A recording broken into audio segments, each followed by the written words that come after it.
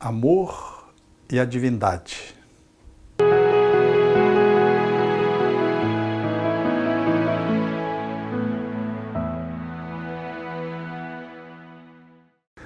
Uma das questões que se coloca no mundo de uma forma bastante desafiadora é poder lidar com a divindade. Na atualidade, nós temos um mundo que se diz teísta, ou seja, acreditando na divindade, no Criador. Em um fragmento muito pequeno, se coloca como materialista ateísta, negando o divino.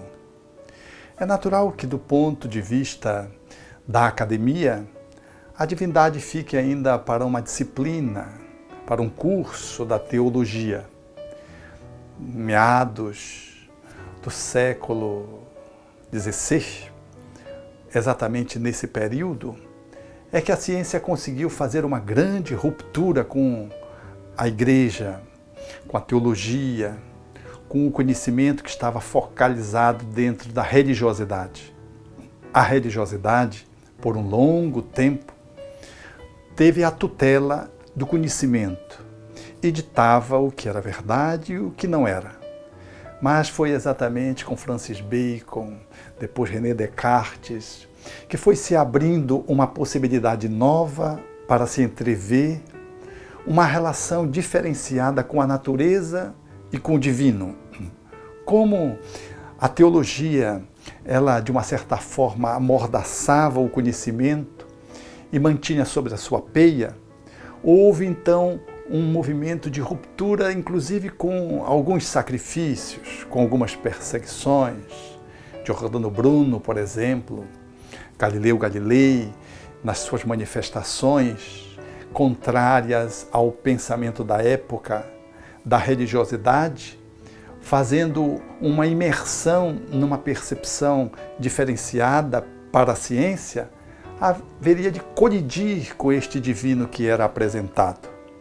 E foi exatamente no século XIX que Charles Darwin, estudando toda a evolução das espécies numa viagem de 5 anos pelo mundo, inclusive passando pelo Brasil, por Salvador, por Rio de Janeiro, no Beagle, ele, como naturalista que era, com seu compromisso de estudo pela observação, haveria de publicar, no ano de 1859, A Origem das Espécies, esse tratado, que de uma certa forma daria ensejo para documentar de que a divindade não era de modo algum dotada da verdade que se dizia de que ela era possuidora, pelo menos a divindade que era apresentada até então. Darwin mostraria que as espécies foram surgindo a partir de uma evolução, de uma inferior para uma mais superior. Veio dos mares para a terra, de que esse caminho dos peixes para os batráquios, répteis, as aves, até chegar nos mamíferos, ele se deu mediante todo um processo longo no qual cada espécie menos diferenciada gerava uma mais diferenciada. Mais tarde ficaria bem consagrado nesse olhar do evolucionismo, à luz do materialismo, que o homem, por certo, deveria derivar desse mesmo processo evolutivo.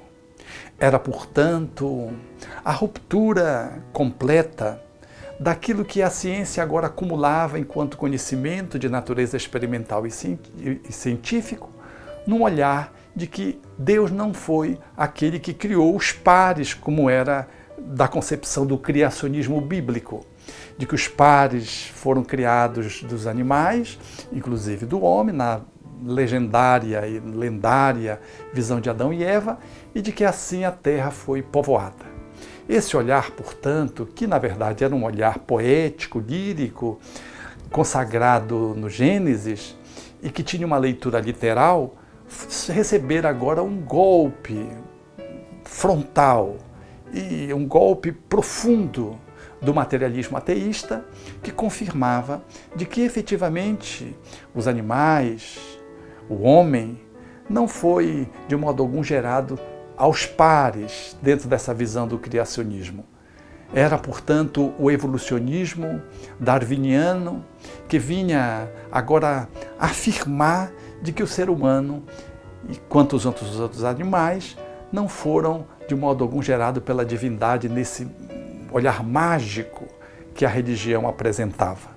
Isso daria força mais ainda para que a ciência se encastelasse na academia, no laboratório, destituindo a divindade de comparecer nesses estudos. A ciência, portanto, ela se afirmava agora mais materialista, mais ateísta, e é nesse circuito existencial histórico que nós vamos encontrar o pensamento espírita surgindo, bem exatamente no século de Karl Marx, que também faz uma leitura social das classes sociais, uma visão sociológica, destituindo a divindade, numa visão do materialismo dialético, afirmando, portanto, essa divindade fora, portanto, colocada numa perspectiva do ópio do povo, como bem foi afirmado naquele tempo.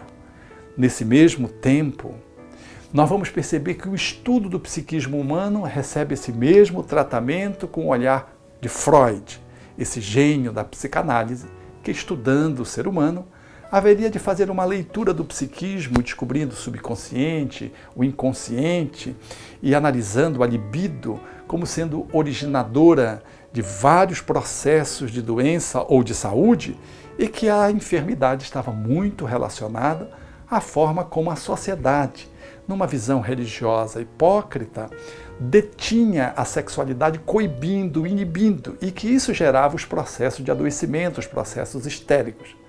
Essa contribuição freudiana também haveria de coincidir, nessa visão psicológica, com uma perspectiva de percepção da realidade bem em cima do materialismo, tirando Deus dessa circunstância. Então, era no aspecto social, era no aspecto biológico, era no aspecto psicológico.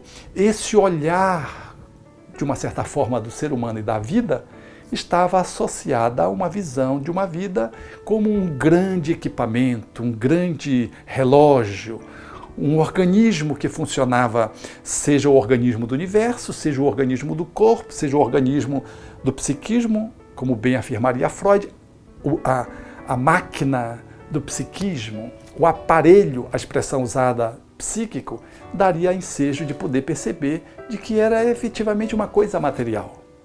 Essa talvez fosse a perspectiva da ciência de então, olhando a vida desconectada de Deus, pelo menos daquele Deus que era apresentado àquele tempo. E é neste circuito que surge o pensamento espírita.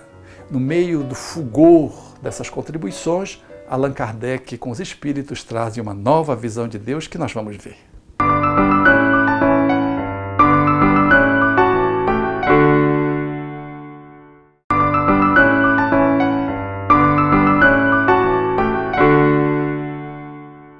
Portanto, a antropologia espiritista, surgida no século XIX, traria uma visão da divindade que é, no mínimo, ousada, porque desafiadora.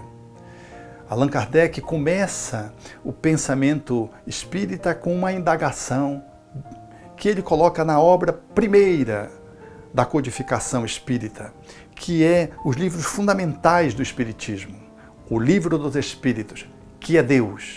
Uma pergunta que, naquele tempo, jamais poderia ser feita sem receber, pelo menos, o olhar de desdém, porque Deus estava embaixo. Era o século da morte de Deus. Mas é curioso que o codificador pergunta que é Deus, não indaga de quem é Deus. Porque, historicamente, esse Deus que a ciência e a filosofia questionaram era um Deus que os espíritos naturalmente também questionariam.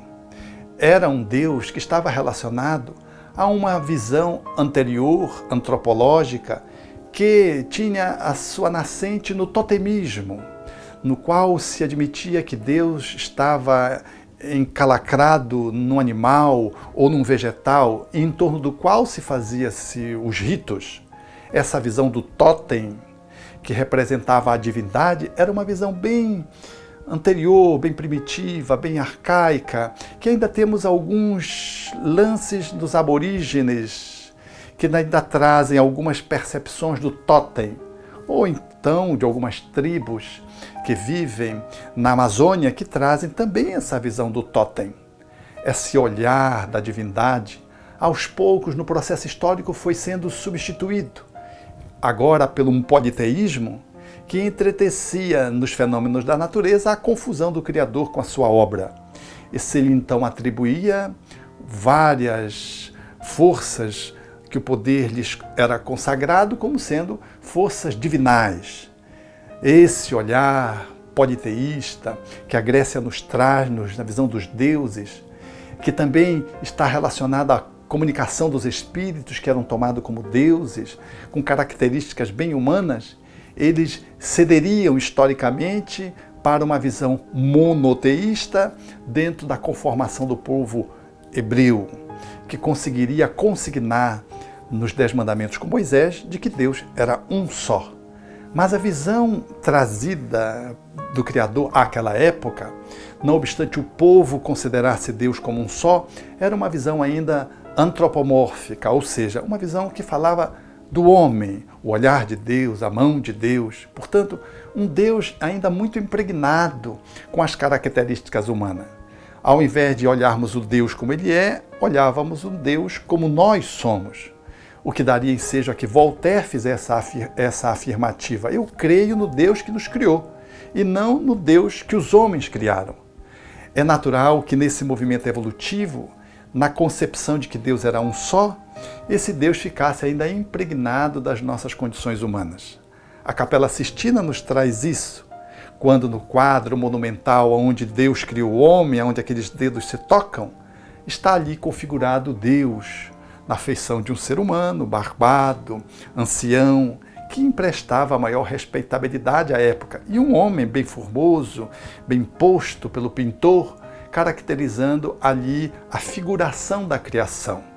Era, portanto, esse Deus antropomórfico que vinha se estabelecendo ao longo dos últimos séculos, agora impregnado por uma cultura judaico-cristã, sobretudo para o Ocidente, porque o Oriente ainda guarda muito essa concepção politeísta. Aliás, talvez mais de 60%, 70% hoje das manifestações religiosas no mundo ainda são politeístas. É esse Deus que os espíritos, portanto, declinam de fazer uma afirmação em cima desta concepção de um Deus homem, de um Deus antropomórfico, e falam para o codificador do Espiritismo, que já na pergunta define de que Deus não é uma pessoa, porque não pergunta quem é Deus, mas que é Deus, já fica bem configurado que esse Deus que o Espiritismo haveria de apresentar era um Deus diferenciado. Era um Deus que se destacava pela possibilidade de uma nova concepção de ser. E é assim que os espíritos respondem em meados do século XIX, justo nesse momento onde há um embate da religião que cede para o poder da ciência, da filosofia, que se afirmam de uma forma materialista, deixando Deus de fora. É nesse ângulo cultural, nesse vão da história, que surge então a resposta dos espíritos a Allan Kardec. Deus é a inteligência suprema, a causa primária de todas as coisas. Falando, portanto, de uma concepção do divino como inteligência. É uma resposta intelectual para um momento cultural intelectual. É uma resposta que vem ao encontro da inteligência, que sobrepujava a crença, que empurrava a fé para os porões das pessoas que eram menos aquinhoadas do ponto de vista cultural. Esse Deus, portanto, que os espíritos apresentam a Allan Kardec, ele haveria de abrir um espaço fundamental para uma nova concepção da divindade. Uma concepção que permitiria, portanto, conectar Deus e a matéria, o Criador e a criação, num olhar inteiramente próprio, inteiramente diferenciado. E esse olhar de que Deus era uma inteligência soberana e a causa primeira de tudo, daria ensejo filosófico para que pudéssemos perceber e conceber uma divindade que vem ao encontro dos anseios dos homens de religião, dos homens que filosofam e dos homens que pesquisam. Porque essa concepção, ela resgataria uma visão de um Deus que estava colocado lá dentro da perspectiva do Cristo. E ela seria atualizada, por assim dizer, ampliada, por assim dizer, para aquele tempo e para os nossos tempos atuais, dando-nos a oportunidade de fazermos uma reconexão com a divindade, retomarmos a nossa via de acesso ao divino e podermos compreender de que efetivamente lá no Gênesis a afirmativa de que Deus nos criou à sua imagem e semelhança era uma avaliação, uma colocação simbológica de perfeita aderência à concepção moderna que os espíritos trariam, quando afirmariam de que nós somos espíritos, somos clarões, somos luzes e que somos criados à semelhança do divino, que igualmente é espírito. Essa percepção, ela foi trazida por Cristo, como nós vamos ver no nosso próximo bloco.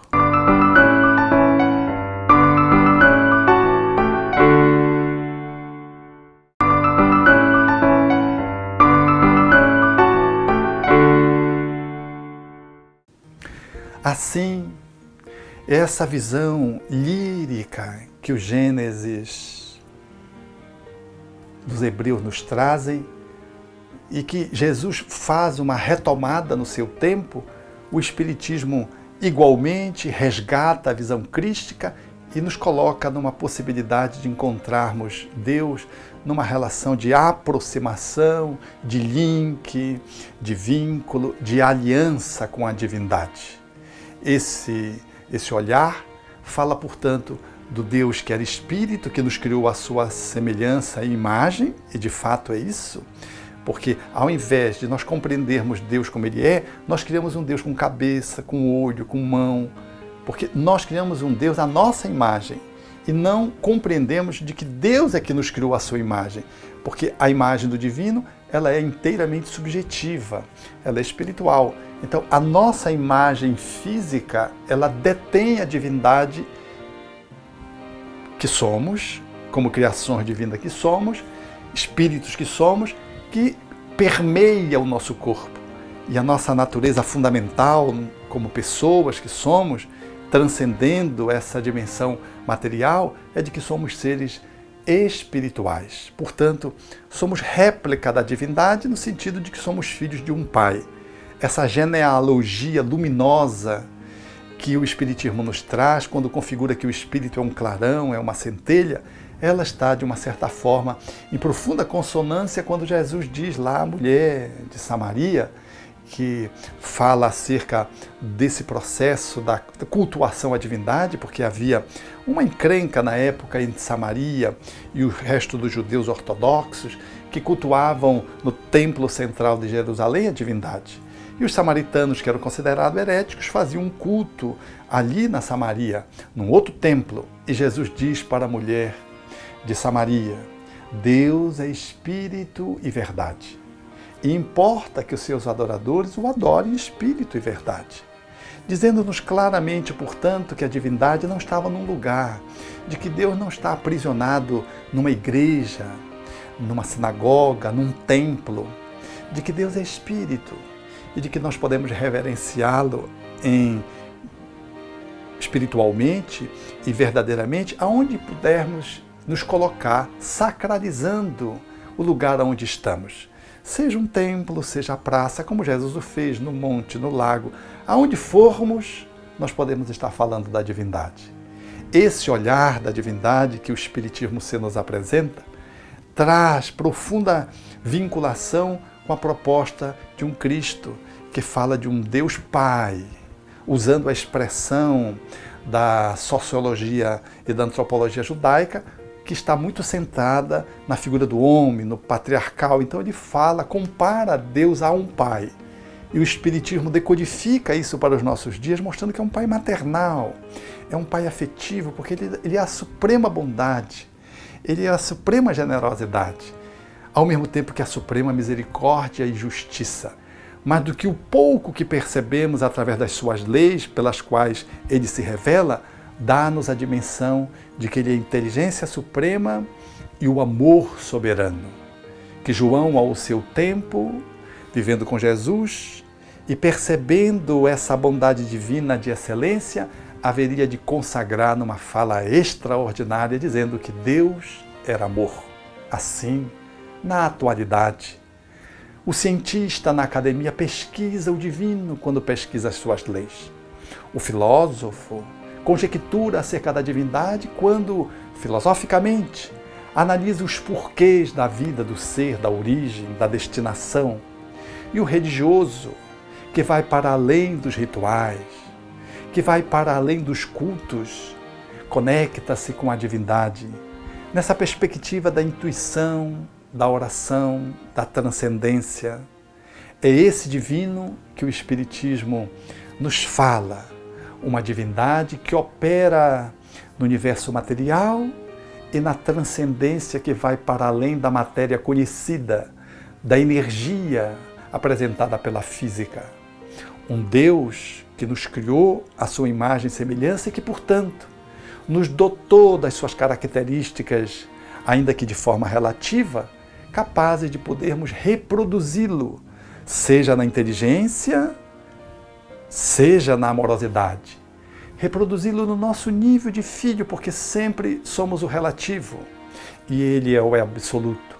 E por mais que ampliemos a nossa possibilidade, a nossa capacidade evolutiva, nós não somos o Criador, mas poderemos vê-lo face a face um dia. E poderemos ser tão perfeito quanto perfeito ele o é na fala de Jesus. A nossa identificação com o divino, através da amorosidade, faz-nos sentir Deus, ver Deus, tocar no divino através da sua obra e identificar que Deus não é apenas a suprema inteligência do universo, ele é igualmente o supremo sentimento, do qual o homem consegue identificar-se com ele quando consegue espelhar a sua claridade superior, apresentando-se no mundo no exercício de uma amorosidade crescente. Todos aqueles que viveram no mundo, identificados com o amor, falaram profundamente de Deus. Deus se identifica com seu filho por esse laço, por esse nexo da amorosidade. E quando um filho consegue amar muito, parece que o céu desce à terra. Foi o que aconteceu com Jesus, que amando tão soberanamente, tão grandemente, haveria de ser confundido com Deus, como se fosse um Deus renascido, um avatar na linguagem oriental. Mas, na verdade, esse é o meu filho amado, quem eu me comprazo, como foi dito por ocasião do batismo em João. Deus é Deus, o supremo amor, Jesus é o Filho, o amor mais supremo que nós podemos visualizar e alcançar. Amemos um pouco mais, portanto.